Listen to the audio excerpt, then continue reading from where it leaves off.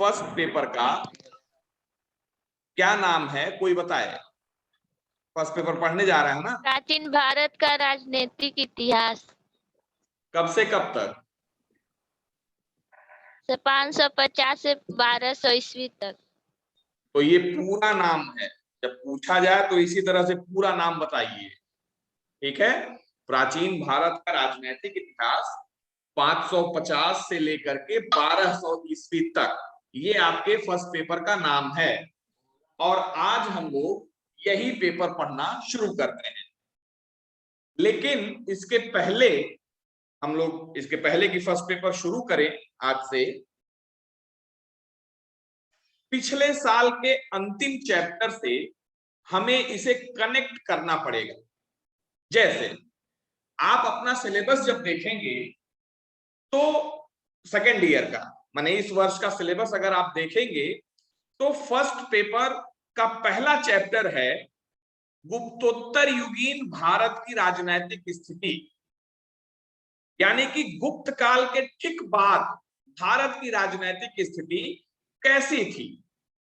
तो गुप्त काल के ठीक बाद भारत की राजनीतिक स्थिति कैसी थी, इसको जानने से पहले हम ये जाने कि गुप्त काल की राजनीतिक स्थिति कैसी थी और गुप्त काल का किस कारण से पतन हुआ, और उसके बाद भारत के, खासतौर से उत्तरी भारत के, या कह सकते हैं कि मध्य उत्तर भारत के राजनीतिक गतिविधियों में किस प्रकार के परिवर्तन आए। तो जैसा कि आप लोग जानते हैं, इसके पहले फर्स्ट ईयर में आप लोगों ने पढ़ा था गुप्त राजवंश। गुप्त राजवंश फर्स्ट ईयर का अंतिम चैप्टर था, और गुप्त राजवंश के अंतर्गत हमने बताया था कि किस तरह से गुप्त वंश के शासकों ने लगभग पूरे भारत पर शासन किया था। याद करिए, समुद्रगुप्त गुप्त वंश का पहला शासक था जिसने साम्राज्य विस्तार की ओर ध्यान देना प्रारंभ किया और अपने साम्राज्य के विस्तार में पूरे भारत को, लगभग पूरे भारत को जीता। ये भारत का नक्शा अगर आपको दिखाई दे रहा हो तो ये पीला वाला हिस्सा जो आप देख रहे हैं, ये पीला वाला हिस्सा तो प्रत्यक्ष रूप से समुद्रगुप्त द्वारा शासित प्रदेश थे, लेकिन बाकी हिस्से जो आप देख रहे हैं, चाहे वो ये हरा वाला हिस्सा हो, चाहे वो ये केसरिया हिस्सा हो, या ये मटमैला हिस्सा हो, ये सारे उत्तर भारत के जो हिस्से हैं वो परोक्ष रूप से समुद्रगुप्त के साम्राज्य के अंतर्गत आते थे। समुद्रगुप्त के विषय में जानकारी देने वाला जो सबसे प्रामाणिक स्रोत पिछले वर्ष हम लोगों ने फर्स्ट ईयर में पढ़ा था वो है प्रयाग प्रशस्ति।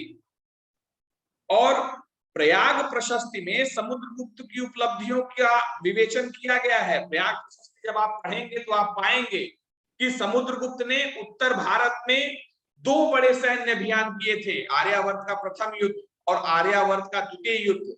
आर्यावर्त के प्रथम युद्ध में 3 राजाओं को हराया, आर्यावर्त के द्वितीय युद्ध में 9 राजाओं को हराया। उसके बाद आठवीं राज्य विजय है, यानी कि जंगली जातियों पर आक्रमण करता है, उन्हें जीतता है। दक्षिणापथ अभियान है, 12 शासकों को, ये दक्षिण भारत का जो हिस्सा आप देख रहे हैं, इस दक्षिण भारत के 12 शासकों को दक्षिणापथ अभियान के अंतर्गत समुद्रगुप्त ने पराजित किया था। लेकिन ग्रहण मोक्षानुग्रह की नीति का अनुपालन करते हुए, ग्रहण मोक्षानुग्रह की नीति का अनुसरण करते हुए एक धर्म विजयी शासक की भांति इन 12 राज्यों को, दक्षिणापथ के या दक्षिण भारत के इन 12 राज्यों को जीतने के बावजूद उनके शासकों को पुनः उसने वापस कर दिया था। इसके बाद गणराज्य विजय है, 9 गणराज्यों को पराजित किया था। ये वाला हिस्सा जो आप देख रहे हैं, ये संख्या, और ये हरा वाला हिस्सा जो आप देख रहे हैं, ये गणराज्यों का क्षेत्र था। और उस समय के 9 गणराज्य, मालवा, अर्जुनायन, यौधेय, मद्रक, आभीर, प्रार्जुन, संकनिक, काक, खरपरिक, ये 9 ऐसे गणराज्य थे जिन गणराज्यों को पराभूत किया था, जिन गणराज्यों पर विजय प्राप्त की समुद्रगुप्त ने और अपने साम्राज्य का विस्तार वहां तक किया था। प्रत्यंत राज्य विजय है, जो इसके साम्राज्य की सीमाओं पे 4-5 राज्य बचे थे, समतट, दवात, कामरूप, नेपाल, कर त्रिपुर। हमने पिछले वर्ष बताया था इनकी भौगोलिक स्थिति कहां कहां थी। ऐसे राज्यों को जीतकर अपने साम्राज्य में समाहित करता है। और इतना ही नहीं, प्रयाग प्रशस्ति को ठीक से अगर पढ़ा जाए तो इस प्रयाग प्रशस्ति में कुछ ऐसे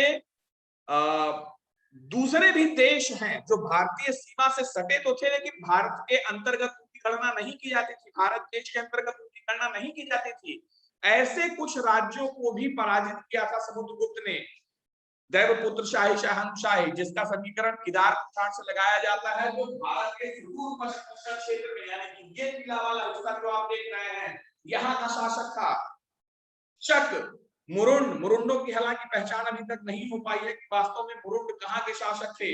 सिंघल, सिंघल का तात्पर्य आपकी श्रीलंका से है। और इतना ही नहीं, आप जब प्रयाग प्रशस्ति पढ़ेंगे वहां उल्लेख मिलता है प्रयाग प्रशस्ति की 19वीं 20वीं लाइन में, दैवपुत्र शाही शाहानुशाही शक मुरुंडे संघल का दिभिष्ट सर्वदीपवासी भी आत्मनिवेदन कन्योपायन दान गरुड़ पदंग स्वविचय शास्त्रस्य याचना उपाय सेवा कृत बाहुवीर प्रचुनित धन्य बंधस्य। सर्वदीपवासी भी, सिंघल के साथ सर्वदीपवासी भी शब्द आया है। इसका मतलब सिंघल श्रीलंका के साथ साथ दक्षिण पूर्व एशिया के भी अनेक द्वीपों द्वीपांतरों को पराजित करके अपने साम्राज्य का अंग बनाया था समुद्रगुप्त ने। कुल मिलाकर ये सारी बातें बताने का मतलब सिर्फ इतना है कि आप ये समझ पाए कि समुद्रगुप्त ने अपने शासनकाल के दौरान, जो उसका शासनकाल 345 से 375 ईस्वी तक का आप ये कालखंड देखते हैं, इस कालखंड में समुद्रगुप्त ने प्रत्यक्ष और परोक्ष रूप से पूरे भारत का शासन किया है, from top to bottom, from north to south, from west to east. Samudragupta ने पूरे भारत पर प्रत्यक्ष या परोक्ष रूप से शासन किया है। समुद्रगुप्त के आने वाले उत्तराधिकारी जो हुए, समुद्रगुप्त के बाद उसका बेटा चंद्रगुप्त द्वितीय पिता जैसा ही पराक्रमी था। पिता द्वारा बनाए गए साम्राज्य को अक्षुण्य बनाए रखते हुए शकों को पराजित किया। ये हरा वाला हिस्सा, ये सौराष्ट्र का क्षेत्र आप देख रहे हैं, सौराष्ट्र यानी कि गुजरात और काठियावाड़ का जो क्षेत्र है, वहां पर शकों का आधिपत्य था। ऐसे शकों को पराजित करके भारत से बाहर खदेड़ा और उस क्षेत्र पर गुप्तों की अधिसत्ता कायम की, यानी कि चंद्रगुप्त द्वितीय अपने पिता के साम्राज्य का विस्तारक था, उसे बढ़ाने वाला था, उसके साम्राज्य में अभिवृद्धि करने वाला था। चंद्रगुप्त द्वितीय के बाद आप देखते हैं चंद्रगुप्त द्वितीय का बेटा गद्दी नशीन होता है, सिंहासनारूढ़ होता है कुमारगुप्त। कुमारगुप्त यद्यपि कि उसने अपने जीवन काल में कोई युद्ध नहीं लड़ा, यद्यपि कि कुमारगुप्त ने अपने शासन काल के दौरान गुप्त साम्राज्य के भौगोलिक क्षेत्र का विस्तार नहीं किया, लेकिन पिता और पितामह द्वारा बनाए गए इस विशाल साम्राज्य को अक्षुण्य बनाए रखा, इंटीग्रेटेड रखा, एकीकृत रखा। और यही उसके जीवन की सबसे बड़ी उपलब्धि है। आप देखेंगे भारत में एकाध शासक ऐसे हुए हैं, जैसे चंद्रगुप्त मौर्य का बेटा बिंदुसार, आपने पढ़ा होगा मौर्य राजवंश में। चंद्रगुप्त मौर्य, जिसके विषय में प्लूटार्क ने लिखा है कि 6 लाख की सेना लेकर उसने संपूर्ण भारत को रौंद डाला, बैक्ट्रिया से लेकर के, बल्ख से लेकर के दक्षिण में कर्नाटक तक, और सौराष्ट्र से लेकर के यानी कि गुजरात से लेकर के आसाम तक की भूमि को विदित करने वाले इस चंद्रगुप्त मौर्य का बेटा बिंदुसार, यद्यपि कि अपने जीवन काल में कोई युद्ध नहीं लड़ा, लेकिन पिता द्वारा बनाए गए इस विशाल साम्राज्य के किसी भी हिस्से को अपने शासन क्षेत्र से बाहर भी नहीं होने दिया। ये बिंदुसार की महानता है। यानी कि एक तरफ देखा जाए बिंदुसार और दूसरी तरफ देखा जाए कुमारगुप्त, तो लगभग एक जैसे शासक हैं बिंदुसार और कुमारगुप्त। कुमारगुप्त के बाद गुप्त वंश का अगला शासक, जिसके विषय में भी आप लोगों ने पिछले वर्ष पढ़ा है, स्कंदगुप्त। स्कंदगुप्त भी अपने पूर्वजों की ही भांति बड़ा पराक्रमी शासक था। स्कंदगुप्त के विषय में बताते हुए हमने पिछले वर्ष आपको बताया था कि स्कंदगुप्त का राज्यारोहण भी बड़ी विषम परिस्थितियों में हुआ था। स्कंदगुप्त राज्यारोहण हुआ ही था कि छोटी मोटी कुछ राजशक्तियों ने विद्रोह करना प्रारंभ कर दिया। पुष्यमित्रों का आक्रमण हुआ। पुष्यमित्र नामक एक जनजाति का, एक जाति का आक्रमण होता है गुप्त राजवंश पर। जिसका सामना बड़ी वीरता के साथ स्कंदगुप्त करता है।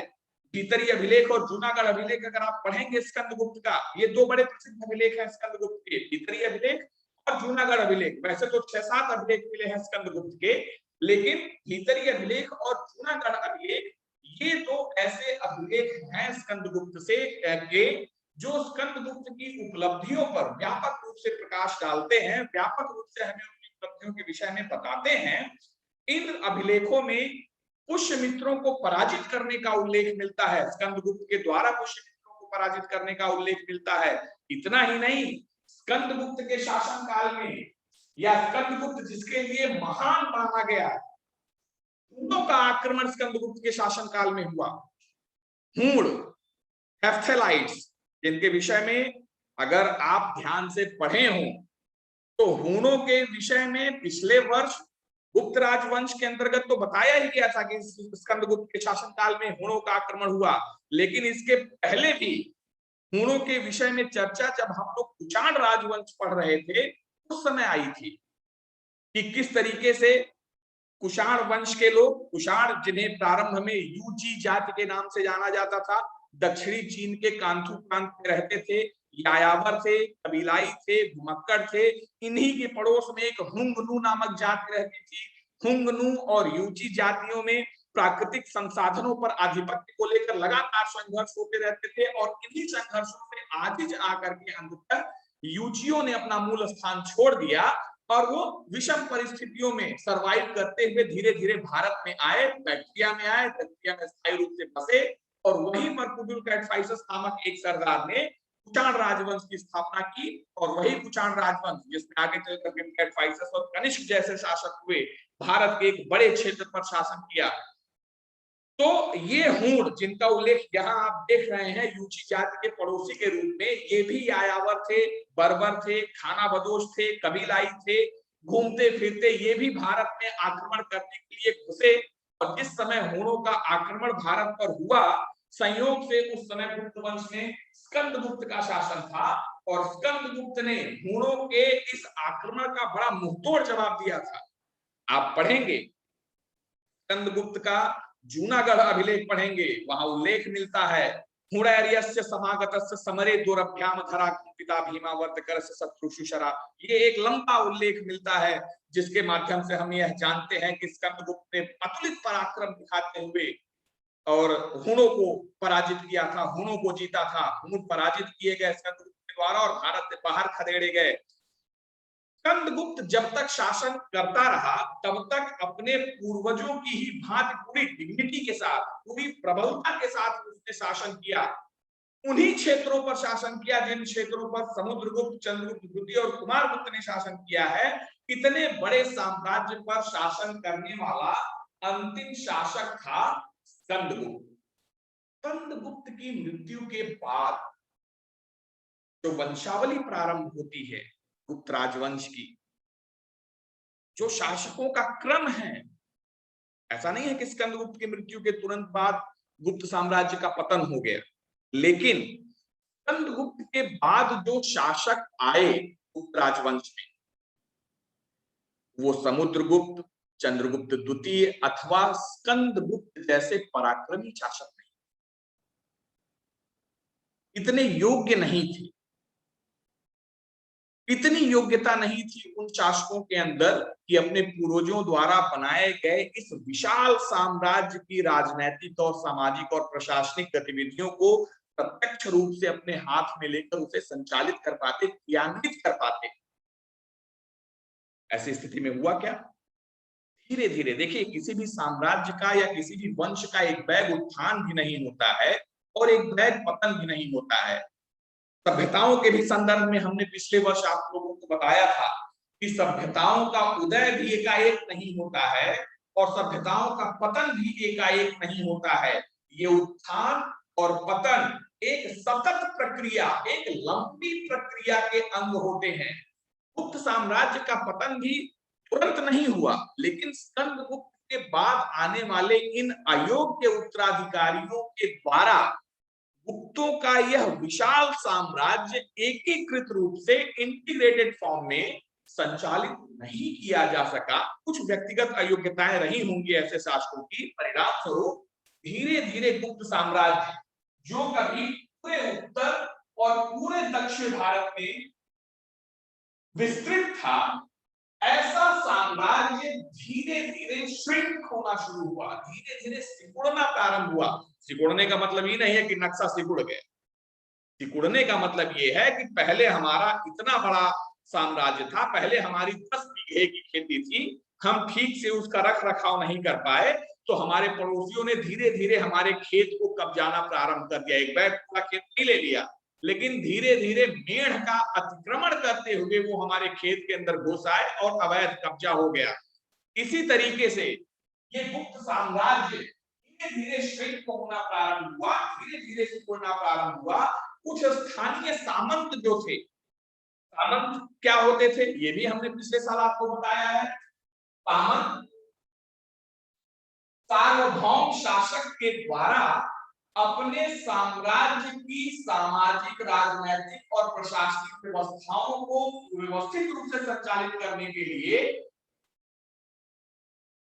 राजा के द्वारा जो अधिकारियों की नियुक्ति की जाती थी, प्रांत पतियों की नियुक्ति की जाती थी, उन्हें सामंत कहा जाता था। हम अक्सर आपको बताते हैं कि जब साम्राज्य बहुत बड़ा हो जाता है किसी शासक का, तो वो शासक अपने साम्राज्य को कुछ निश्चित भूभागों में बांटकर, कुछ निश्चित प्रांतों में बांटकर अपने ओर से वहां पे एक गवर्नर की नियुक्ति कर देता था, और उसी गवर्नर के ऊपर फिर शासन का सारा भार होता था।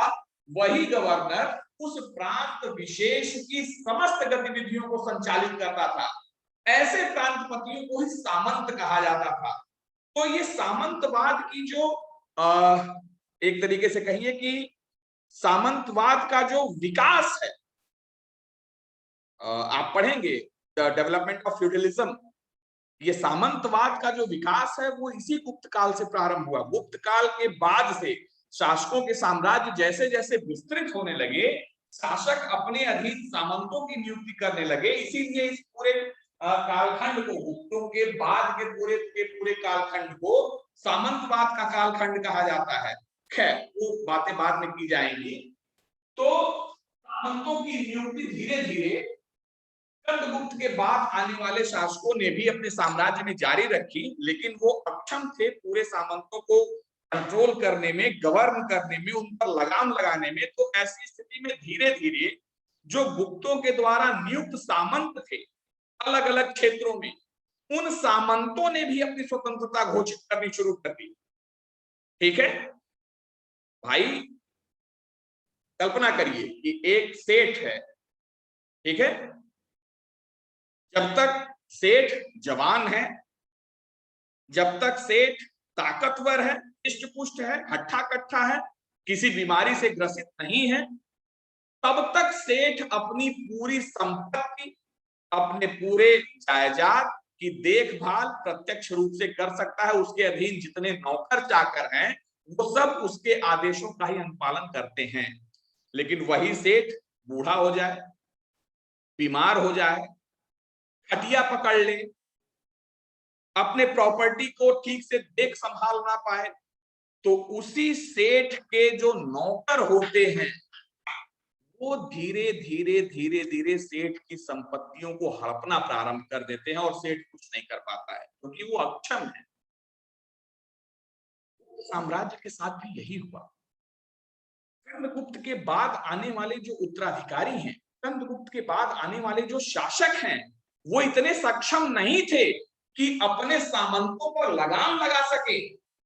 यही कारण है कि गुप्तों के अधीन जो बड़ी संख्या में सामंत गुप्त साम्राज्य के भिन्न भिन्न भूभागों पर शासन करते थे, वे शासक, वे सामंत धीरे धीरे अपनी शक्तियों का अर्जन करके, अपनी सेना को बढ़ा के, अपना बाहुबल बढ़ा के और गुप्त शासकों के प्रति विद्रोह कर दिया और अपनी स्वतंत्रता घोषित कर दी,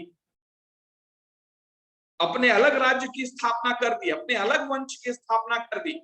ठीक है, तो इस तरह क्या हुआ, गुप्त साम्राज्य धीरे धीरे और सिकुड़ता चला गया और छोटा होता चला गया, और अंततः 550 ईस्वी तक आते आते, ठीक है, चंद्रगुप्त की मृत्यु कब हुई? 465 ईस्वी में। 465 है, 455 है, एक बार आप लोग देख लीजिएगा किताब में, संभवतः 455 है, एक मिनट में बता रहा हूं। 345 से 375 समुद्रगुप्त, 375 से 380 रामगुप्त, 380 से 412 चंद्रगुप्त द्वितीय, 412 से 436 कुमारगुप्त और 436 से 455। हाँ, 455 में स्कंदगुप्त की मृत्यु हुई और अंततः ये विकेंद्रीकृत साम्राज्य धीरे धीरे टूटा गया गुप्तों का, और 550 ईस्वी तक जाते जाते इस वंश का यानी कि गुप्त वंश का पूर्ण पतन हो गया। पूरी तरीके से भारतीय राजनीतिक क्षितिज से 550 ईस्वी तक आते आते यह साम्राज्य, यह वंश समाप्त हो गया। ठीक है। गुप्त वंश का अंतिम शासक जो था वो विष्णुगुप्त था।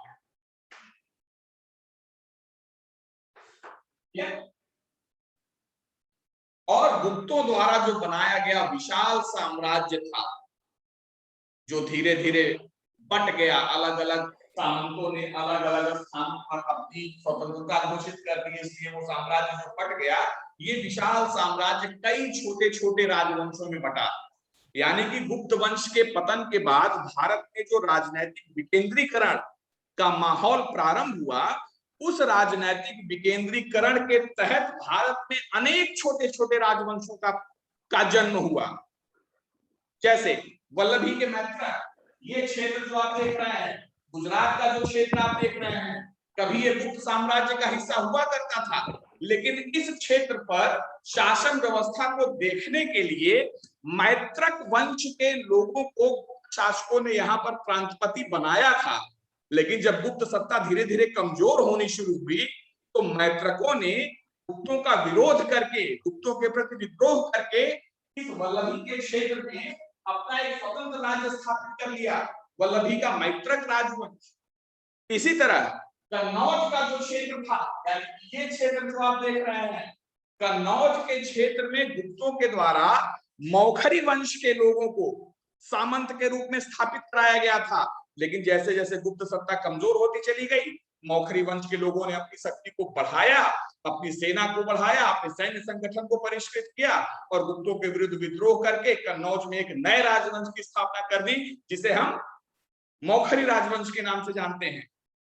इसी तरह मगध और मालवा का जो क्षेत्र है, इन क्षेत्रों में परवर्ती गुप्त वंश के लोग शासन कर रहे थे सामंत के रूप में गुप्तों के समय में। लेकिन गुप्त सत्ता का दबाव जब कम हुआ, तो इन लोगों ने भी अपनी स्वतंत्रता घोषित कर दी और इस क्षेत्र में एक नए राजवंश की स्थापना हो गई, जिसे हम उत्तर गुप्त राजवंश के नाम से जानते हैं। तो ये एक पृष्ठभूमि है। सेकंड पेपर शुरू करने के पहले ये एक पृष्ठभूमि है कि गुप्त सत्ता के पतन के बाद भारत के भिन्न भिन्न भूभागों में अनेक नए नए छोटे छोटे राजवंशों का उदय हुआ, जिनमें से कुछ राजवंशों को आपको पढ़ना ही है।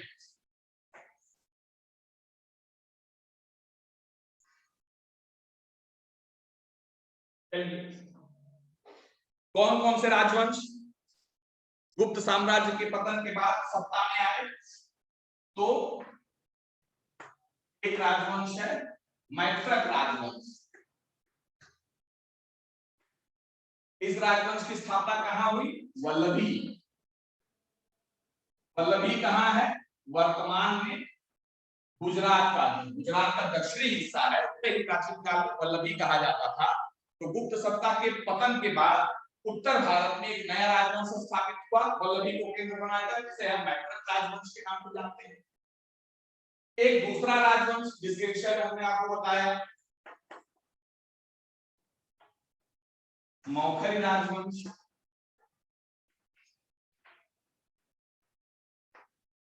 कन्नौज, कन्नौज और मालवा के क्षेत्र में। ठीक है। एक और राजवंश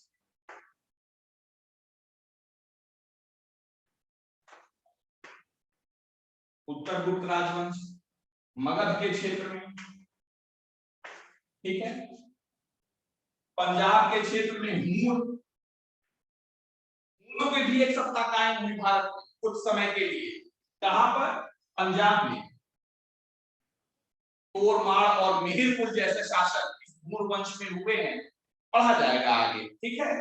तो कुल मिला के उत्तर भारत में ये कुछ प्रमुख राजवंश हैं जो गुप्त साम्राज्य के पतन के बाद अस्तित्व में आए।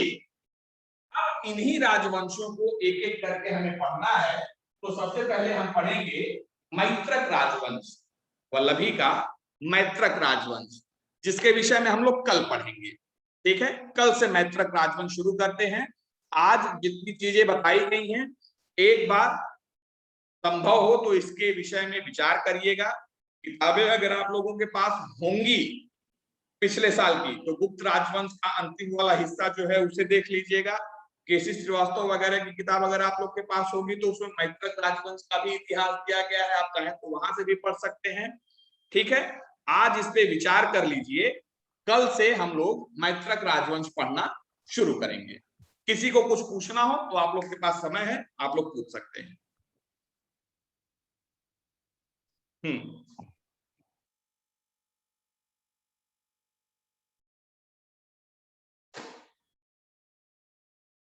क्या हुआ?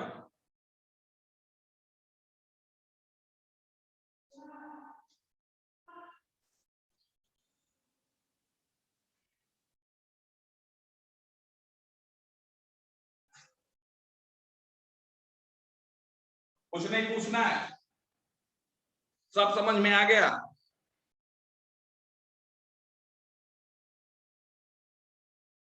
मेरी आवाज आ रही है ना? ऐसा नहीं है ना कि आवाज नहीं आ रही है। क्यों?